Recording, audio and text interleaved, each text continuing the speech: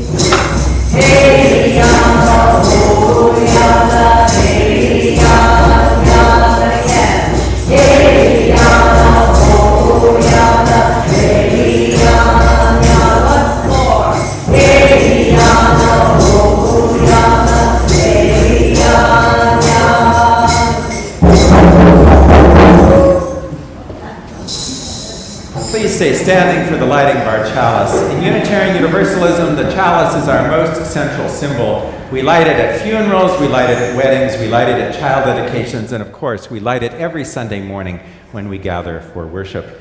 This morning, we light our chalice in honor of the native peoples who have lived on this land far longer than we and far longer than before we ever arrived. So let us light it in their honor.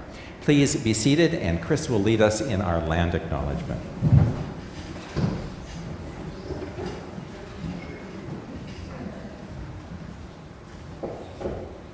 Most of you are familiar with the land acknowledgement, which we've kind of changed.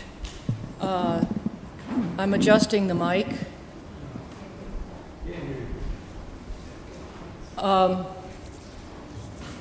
Could I be a little I was louder before. Maybe I've been reborn as a loud Native American friend. I'm going to read this because it's not in your order of service in any form. UUCL is on land once inhabited by people known as the Susquehannock and Conestoga and other ancient peoples gone before them, including the Shanks Ferry and the Shawnee, and we can talk about that upstairs later. We acknowledge the violent legacies of genocide, displacement, and settlement that led to us being here today, and remind ourselves to live humbly in relation with this land and with all of the indigenous peoples still living and loving on this continent. May we also acknowledge that the wealth and foundation of the United States was built upon the labor and toil of enslaved people. Think Stenton Hall in Germany, Germantown. Many indigenous people will say, all are relatives. May we live in this truth and aspire together. Thank you, Chris. I want to welcome you all to the service today. I want to especially welcome any kids who are here or any young people. We're glad that you're here. We hope that you participate in the service, and there'll be another drumming circle at the end, so you're invited to come up and grab an instrument and participate in that. We know that every Sunday when we gather, there are brand new people among us. Every single Sunday, brand new people. So that should keep us on our best game. It should keep us at our friendliest, at our most inquisitive, at our most kind, because there are always folks who are brand new, who are seeking a religious home, who are seeking a community and a congregation, who are seeking a place to make more meaning in their lives. And this is exactly such a place. So whether you have been coming to this congregation for decades or it's your very first Sunday here among us, we are glad that you are here. Also, just a very gentle reminder that COVID is still among us. It's running around. I know some folks, Eli has it now, and we wish him the best. He's at home. I'm leading the singing in part this morning because he's home with COVID. Just, if you're feeling badly, stay home, watch it online. If you are more comfortable coming here with a mask and wearing that during the service, that's absolutely fine as well.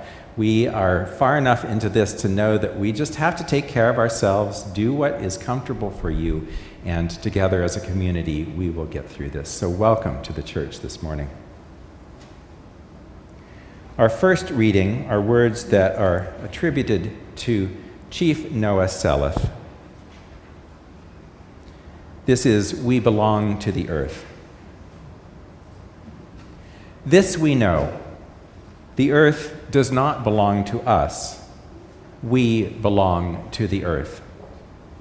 This we know. All things are connected, like the blood which unites one family. All things are connected. Whatever befalls the earth befalls the sons and daughters, the children of the earth. We did not weave the web of life. We are merely a strand in it. Whatever we do to the web, we do to ourselves. Chris is going to lead us in our responsive reading now. Please. We don't often use responsive reading, so I'll give you a minute to turn to the back, and you'll see numbers there of 614.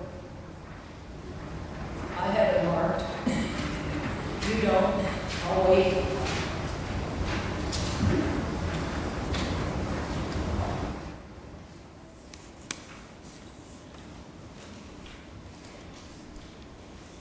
Raise your hand if you feel that you need more time.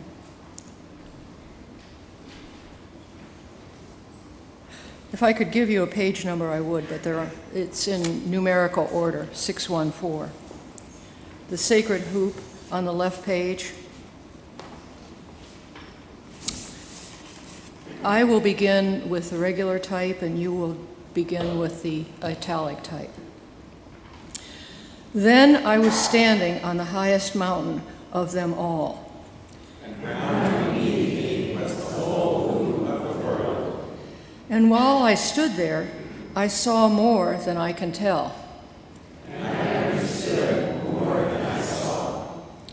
For I was seeing in the sacred manner the shape of all things of the Spirit. And the shapes as they must live together like one being. And I saw that the sacred hoop of my people was one of the many hoops that make one circle wide as daylight and starlight. And in its center grew one mighty flowering tree, to shelter all the children of one mother and one father. and I saw that it was holy. Thank you.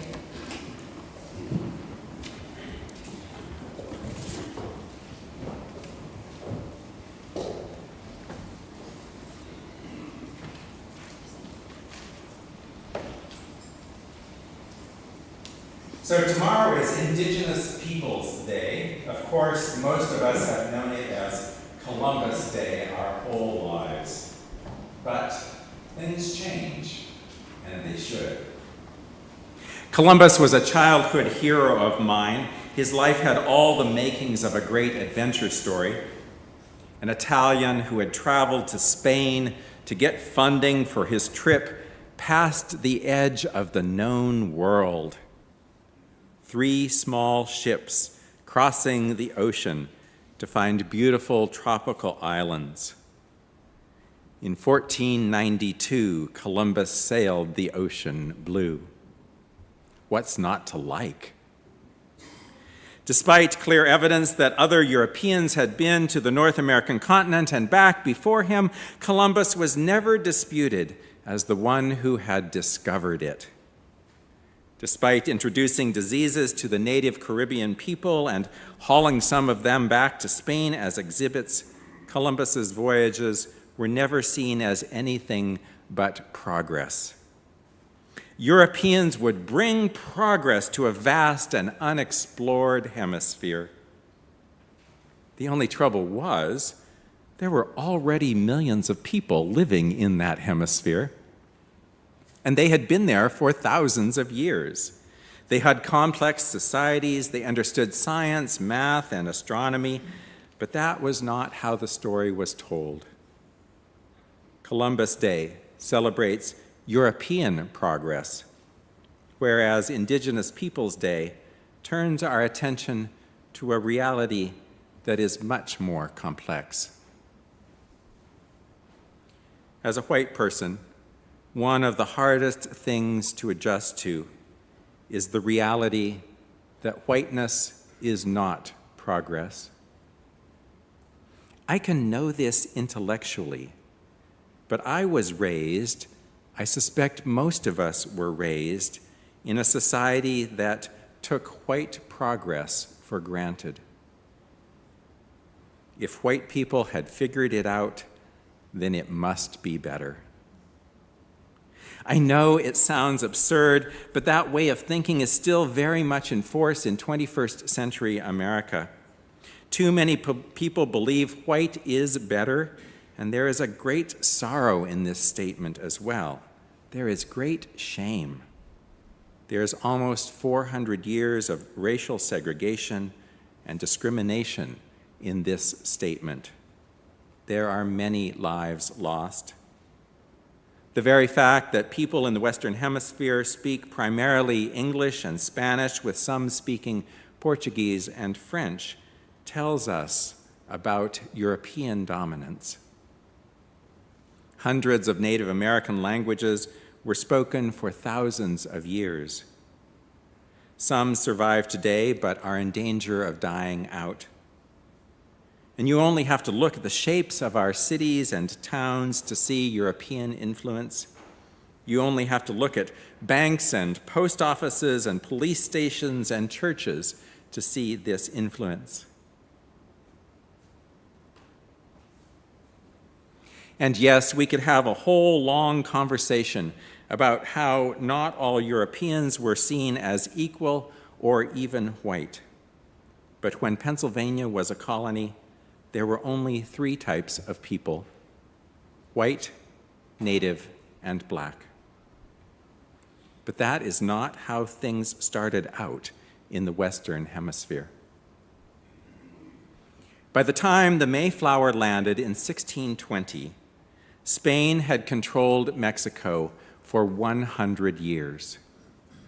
Spaniards had so intermarried and intermingled with the native Mexicans as to create a whole new race of people. The story was quite different in the American colonies, though, where no such mixed-race population was desired. This difference has a lot to do with how our own Unitarian ancestors saw their destiny. By the time our religious ancestors began coming over from England during the Puritan migration of 1620 to 1645, the Native Americans of the Eastern Seaboard had been greatly decimated by diseases brought by other European explorers. So when John Winthrop proclaimed New England as the place to build his city on a hill, many of the obstacles he might have faced had already been cleared away. With just a few guns and some strange beliefs and customs, Winthrop could barge his way ashore at Plymouth and just start living. He didn't have to ask anybody for the land. He didn't have to defend himself from a hostile tribe. He didn't even have to grow food that first year because the native people that were there provided the pilgrims with everything they needed to survive that first winter. Not once did it cross Winthrop's mind that he was doing anything other than bringing progress to a wild and untamed land. The very reason many of the oldest churches in New England sit on nice flat ground with a stream running by is because they were built on stolen Native American garden plots next to Native American fishing weirs. That arrogance alone should have us questioning the idea that whiteness is progress. Then there's the old joke that the Quakers came to Pennsylvania to do good and did very well. You're supposed to laugh at that. Come on, work with me, people. In his book, 1491, New Revelations of America Before Columbus, Charles Mann disagrees with the popular idea that European technologies were superior to those of Native Americans, using guns as a specific example. The Native Americans considered them little more than noisemakers and concluded that they were more difficult to aim than arrows. Prominent colonist John Smith of the southern Jamestown colony noted as an awful truth that a gun could not shoot as far as an arrow could fly. Moccasins were more comfortable and sturdy than the European boots that they wore and were preferred by most during that era because their padding offered a more silent approach in warfare. The Indian canoes could be paddled faster and were much more maneuverable than any of the small European boats. And yet, we tell the same old stories the same old one-sided stories over and over again. We tell them as foundational myths, but foundational for whom?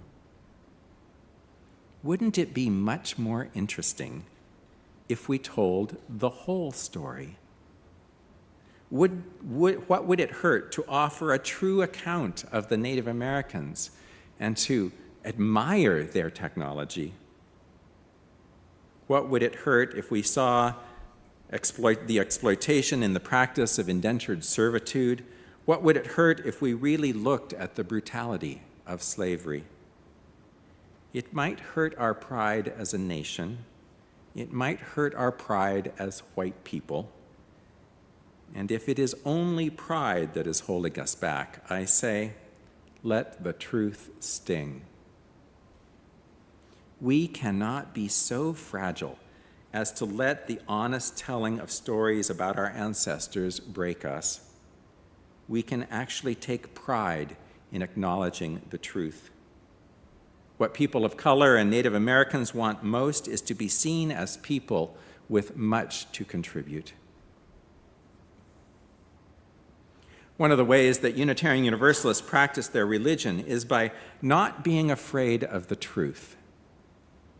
We have long sought to understand our world. We have been interested in more complex stories. We have not always been on the right side of history, let me assure you of that.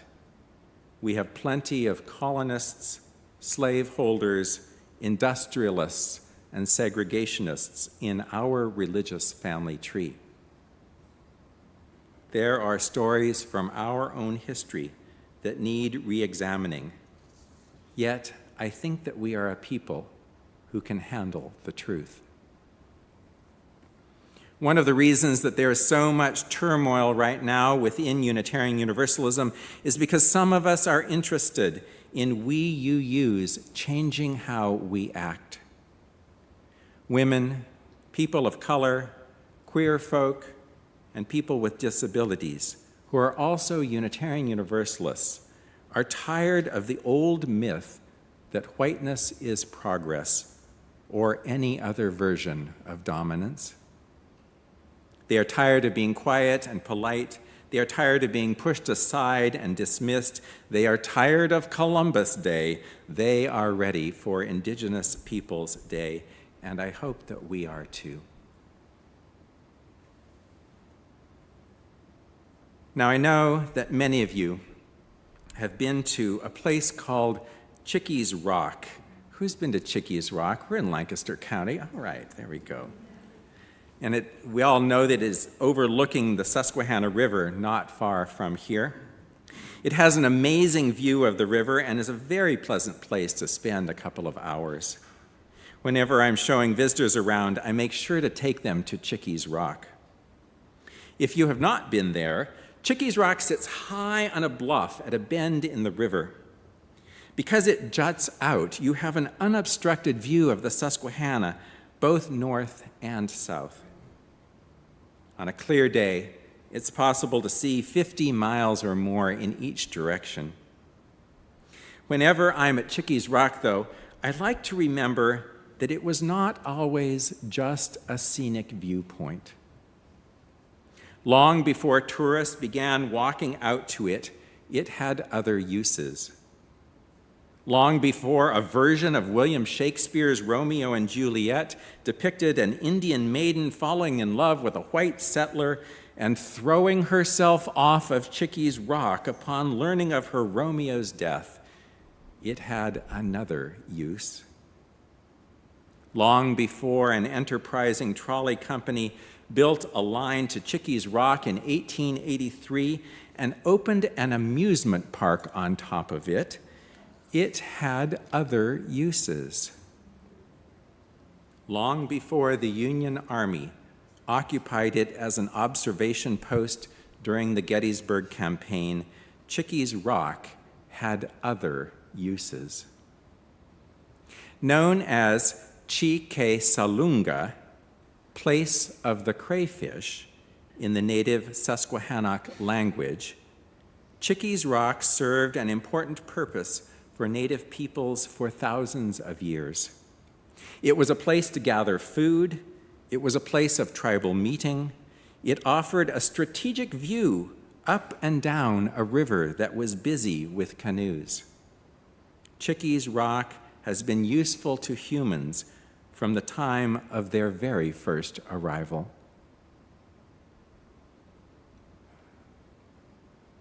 So how do we get to a place where we can feel the entire history of a place when we visit it? How do we avoid assuming that something wasn't important until the white people showed up?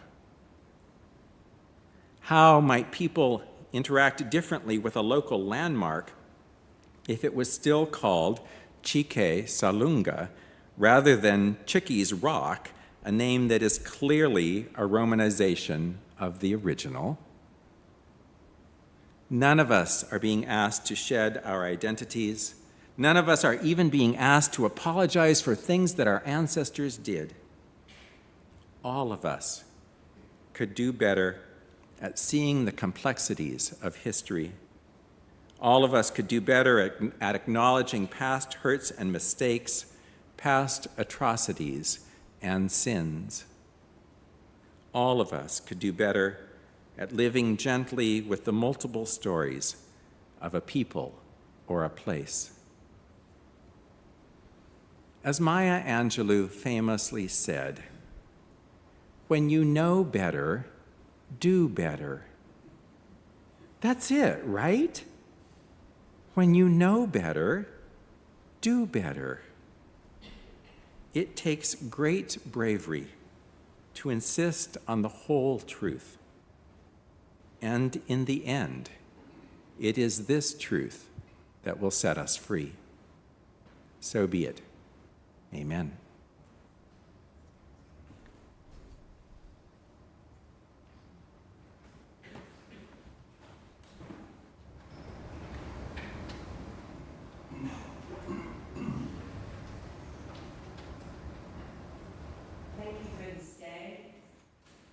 Thank you for this day.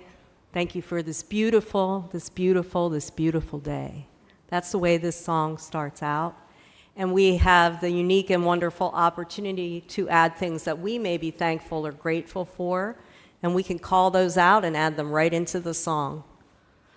This is from Karen Drucker. I'm going to tell a super quick story, if I may. Karen Drucker, has anyone heard of her? Yes, she's been around quite a while doing music that's generally inspiring, and she did come to Pennsylvania, and I had an opportunity to meet her years ago. But prior to that, as a little one, Karen Drucker grew up in Hollywood, right? She still lives in California. And she would go to see Carol Burnett on her own as a young one. Does anybody know who Carol Burnett is? Okay. And so what did Carol Burnett used to do? She used to do a certain type of call. Does anybody remember that or has ever seen reruns? What was it? Tarzan. It was a Tarzan yell. And she would also have a little competition. And she would invite people up to see if they could compete with her to do this Tarzan yell. And who did? Little Karen Drucker went up there and won the contest. She also has red hair. And so that was part of her famous beginning with getting on stage, and it's continued to this day. So I'm going to, a lot of you may know the song. I'm going to sing the first verse, and then we'll sing it together, and I'll add some drumming. So if, again, another chance for instruments if you want them.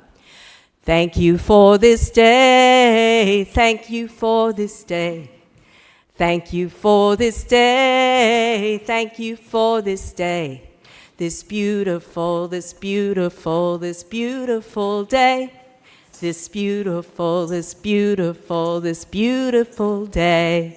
So it goes up and then it goes down. So let's do it together.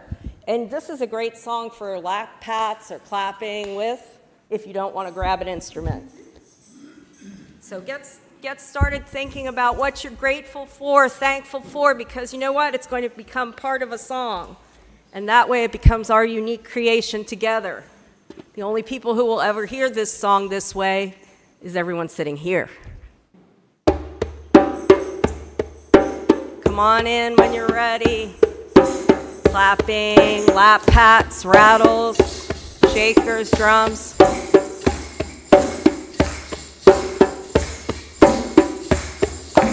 Thank you for this day. Thank you for this day. Sing along. Thank you for this day. Thank you for this day.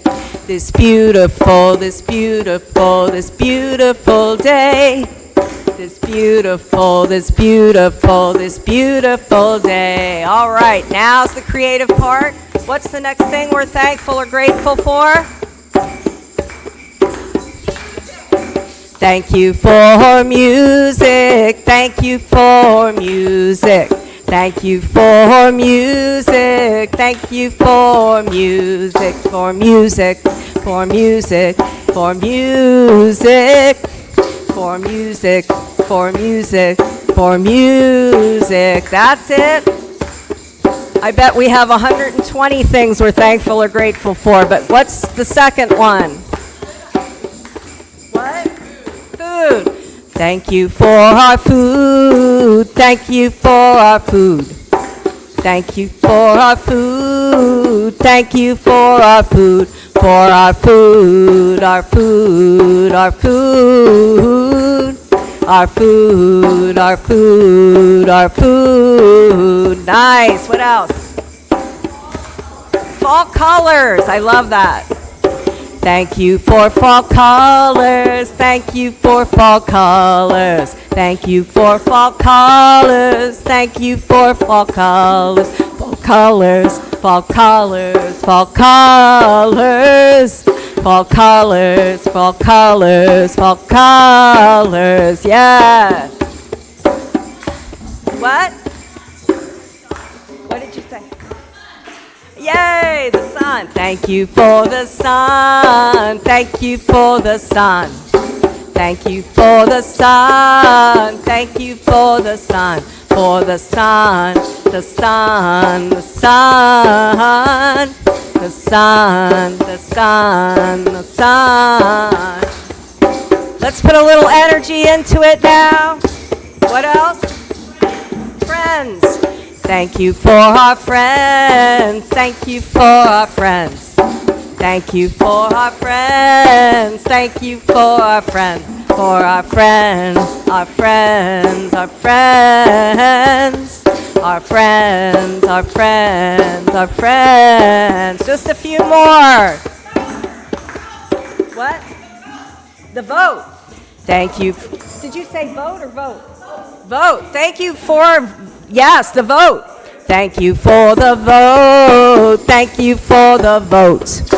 Thank you for the vote. Thank you for the vote. For the vote. The vote. The vote.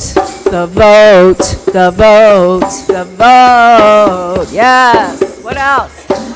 Water. Thank you for our water. Thank you for our water. Thank you for our water. Thank you for our water. Our water. Our water. Our water. Our water. Our water. Our water. 2 or 3 more. What are they going to be? Air. Thank you for the air. Thank you for the air. Thank you for the air. Thank you for the air. For the air. The air. The air. The air. The air. The air. Anything else? What? Thank you for our children. Thank you for our children. Thank you for our children. Thank you for our children. Our children. Our children. Our children. Our children. Our children. Our children. Thank you for our health. Thank you for our health. Thank you for our health. Thank you for our health. For our health. Our health. Our health. Our health. Our health. Our health. Thank you for all of you. Thank you for all of you. Thank you for all of you. Thank you for all of you. For all of you, for all of you, for all of you. For all of you, for all of you, for all of you. Good, everybody. Very nice, everyone.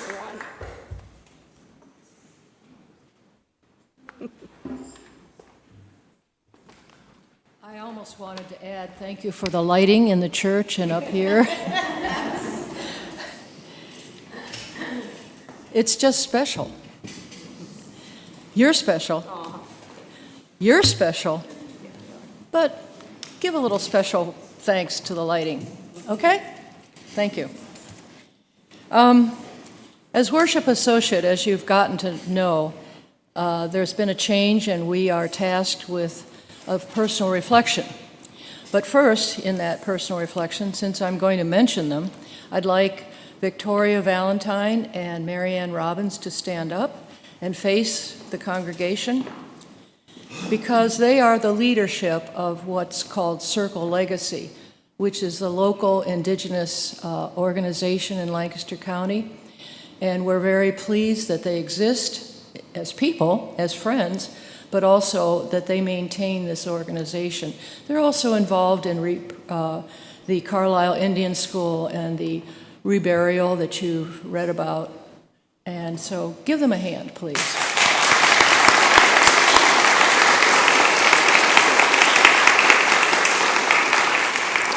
Thank you. They will also be available with Jack, who might stand next, please.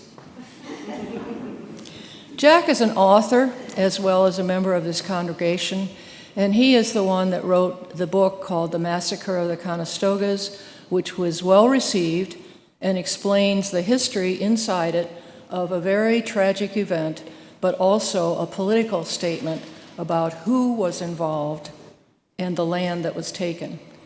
So talk to Jack and give him a hand.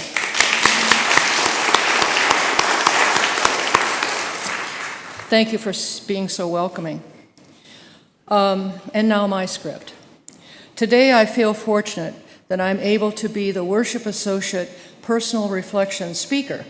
Yes, I really wanted this job today, so thank you, Kim, who is the worship leader for all of us. Here I am today. Please allow me to reflect upon my personal reasons for wanting this reflection assignment, and not today and not next year. This year, I can truthfully say that I'm happy to be celebrating, are you ready for this? 50 years of marriage to a kindred spirit by the name of Jack Brubaker.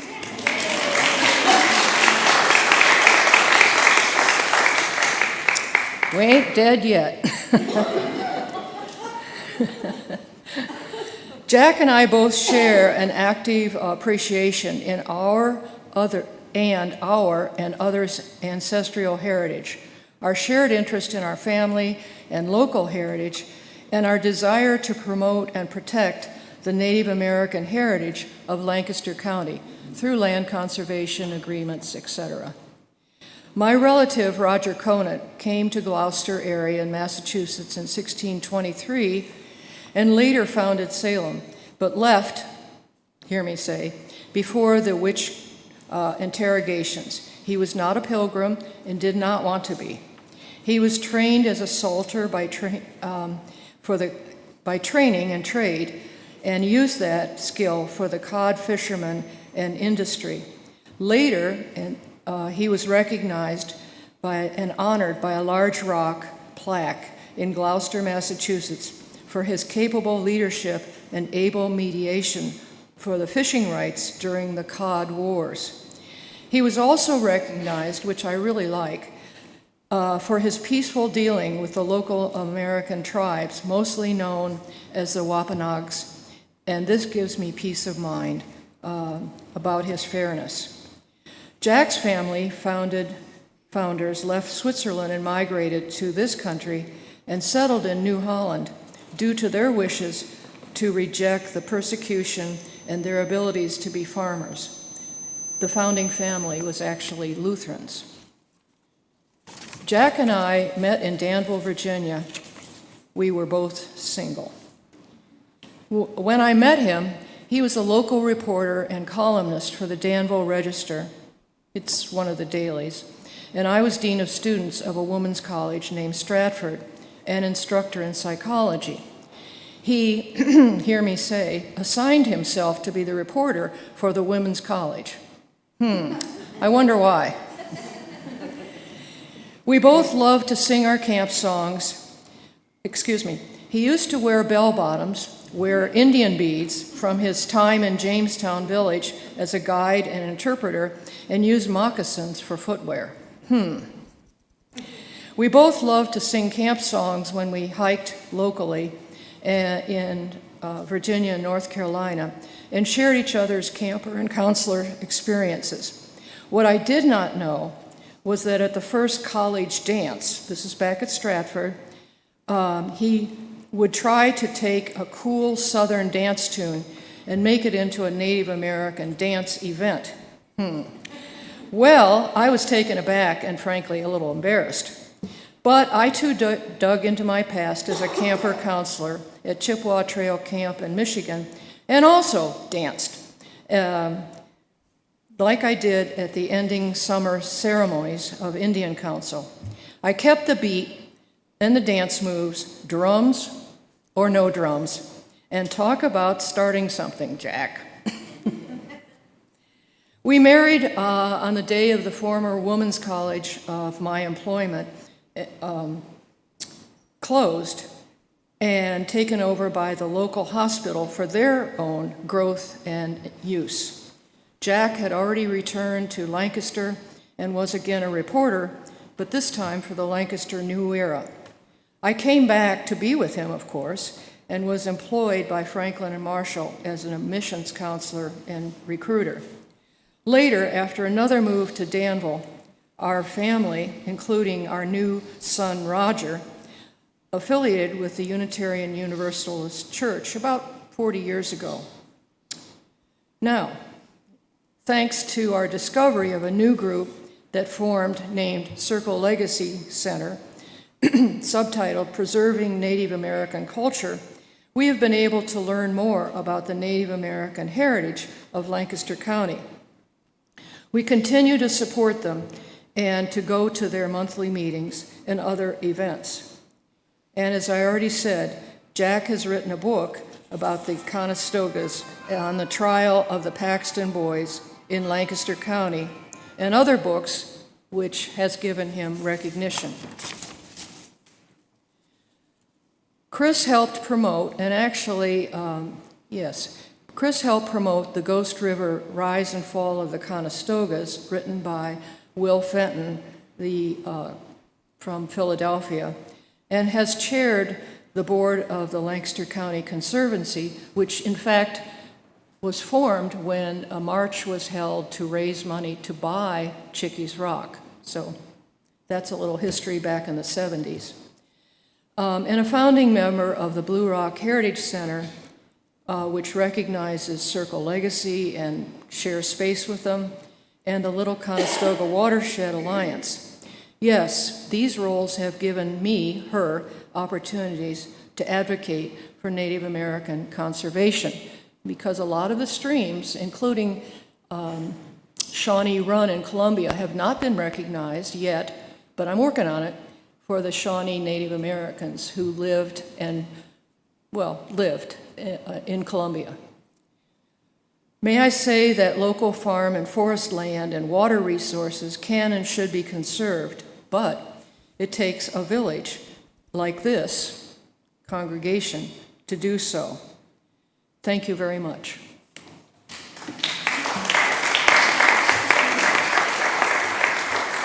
We do have a person from Meals on Wheels. But that's at the end, just before. Nope, right here.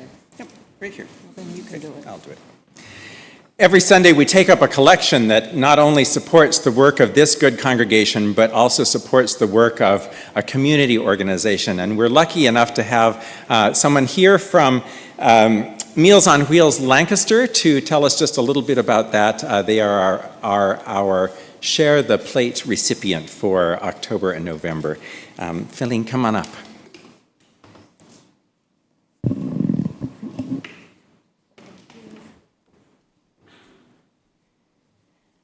Good morning. Good morning. Hey, you can hear me okay? Well, thank you all so much for the invitation and the opportunity to come and tell you a little bit about a cause that's near and dear to my heart. I have a few minutes to share with you about the work that we do, and I'm delighted that throughout the service today, I've seen many common themes around food and community and caring for each other that are very well related to the work that we do. So our mission at Meals on Wheels, we provide freshly prepared, home-delivered meals to those who are unable to prepare meals for themselves.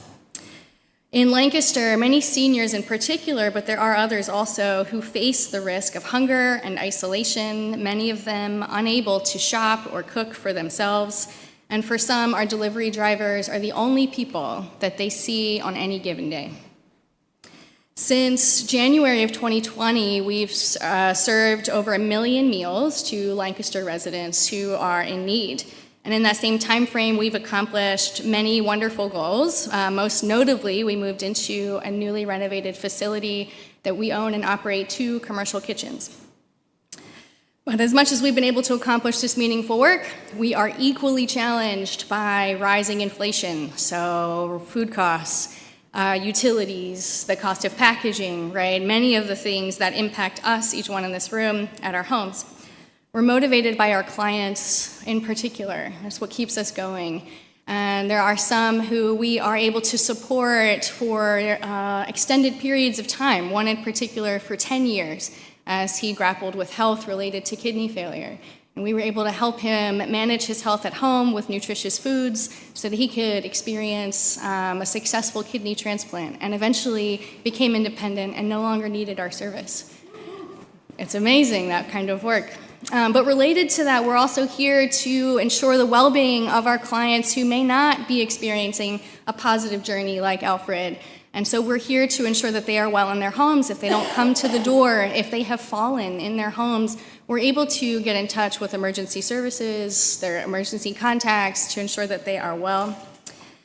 So we've been blessed with many community partnerships, local organizations, but also individuals who volunteer their time with us. And there are many ways to contribute to the work that we do, and sharing the plate is a large part, and that goes a long way. We have 8 employees, but in stark contrast, we work with 500 or 600 unique volunteers a year. These volunteers allow us to keep our costs low, our pricing affordable, so our service remains accessible to the seniors that we serve. And this year, we operate at a deficit of nearly $2.53 per meal, and any business would balk at that number, let me tell you. So we're really immensely grateful for your gifts today and for your support of the work that we do. If you're interested in volunteering or getting to know us a little bit further, I will be available at coffee hour afterwards to talk with you or answer any questions that you may have. Thank you, Feline, and be sure to talk to her downstairs during coffee hour. They are our recipient for October and November, so there are lots of opportunities to give. An offering for the good work and witness of this congregation and Meals on Wheels Lancaster will now be gratefully received.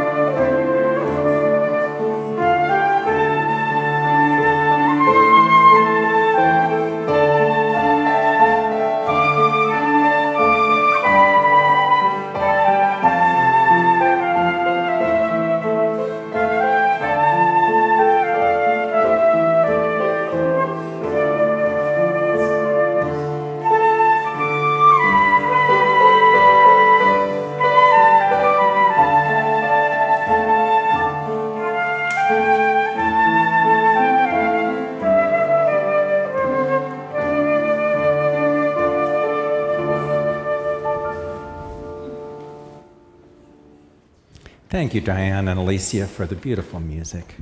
We come to a thoughtful, prayerful time in our service, a time in which if there is someone or something on your mind and you would like to place a stone to remember that, I invite you to come up the center aisle. This one's pretty blocked, so make your way up the center aisle if you can, and then go home by way of the far aisle, cutting in front of the sound booth. And we will bring together our joys and our sorrows in this ceremony. Please come forward if you feel so moved.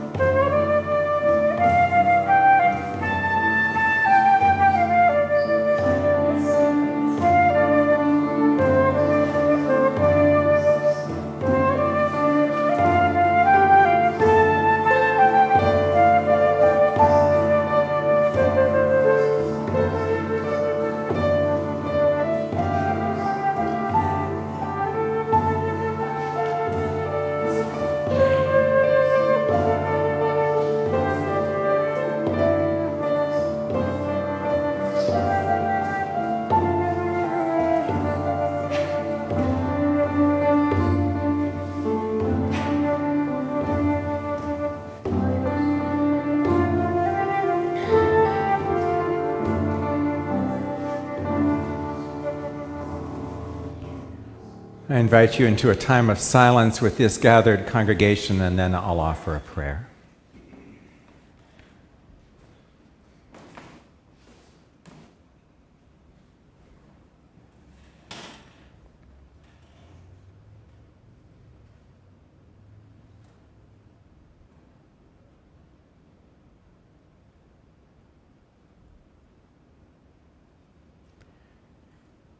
Great Spirit, you ask nothing more from us than that we walk gently on this beautiful blue-green earth.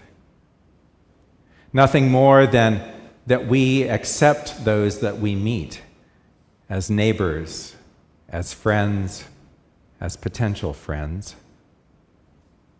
You want nothing more from us than that we care for one another and care for this earth, that we treat it gently, that we remember that people have walked upon its back, have loved and have worked and have lived and died for many, many centuries before us, and that with our stewardship and care, many, many generations will follow us and do the same. Remind us that we are living creatures caught up in the whole system. Teach us to not be selfish, to not only think of ourselves, to not hoard or be greedy, to not collect things that we do not need. Rather, let us live in a trusting way, a way that knows that we are part of community and part of the larger society that is the web in which we are strands. Let each of us contribute to this community. Let each of us bring our talents and our gifts, our joy and our laughter to it. And when we fail, when we make mistakes, when we disappoint others and ourselves, let us be brought back into that same community, forgiven, restored, and whole. Great Spirit, you ask nothing more of us than to walk gently on this beautiful blue-green earth of ours. May we do this, and may we do it joyfully. Amen.